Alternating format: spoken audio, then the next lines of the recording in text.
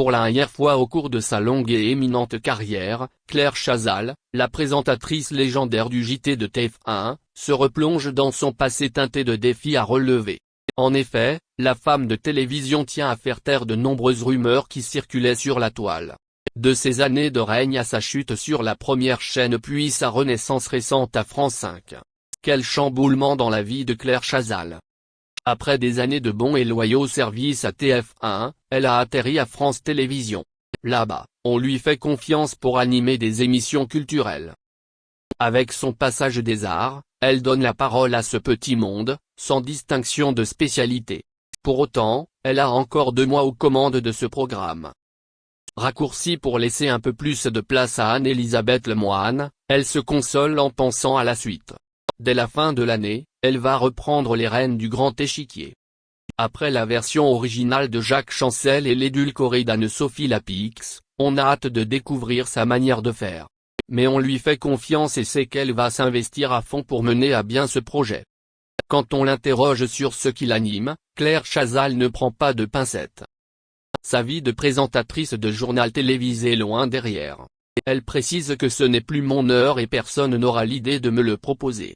En une phrase, elle tacle les présidents de chaînes qui n'ont pas osé le faire depuis son licenciement de TF1.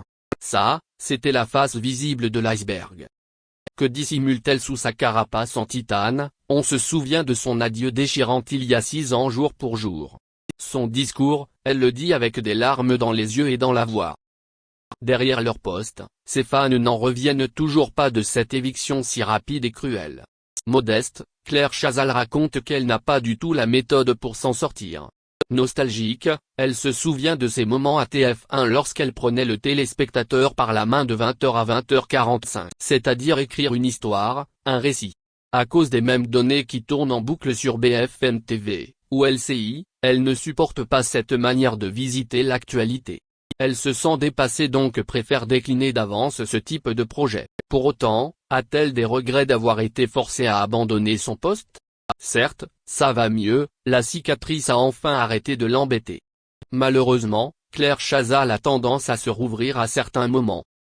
En guise d'exemple, elle cite le 11 septembre 2001. Tout le monde se souvient comment il a appris la chute du World Trade Center. Comme le prouve la vidéo ci-dessus, elle était aux premières loges quand c'est arrivé.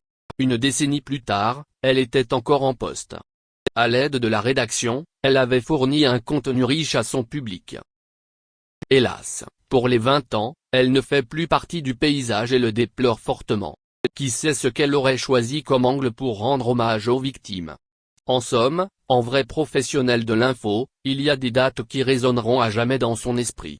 Plus récemment, Claire Chazal a pris la défense de l'ancien présentateur vedette PPDA.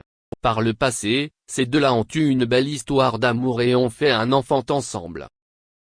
Mais ce n'est pas le seul contact qu'elle a chez son ancien employeur. Même si Claire Chazal fait partie du service public aujourd'hui, la première chaîne Star a en effet gardé des amitiés à la première chaîne.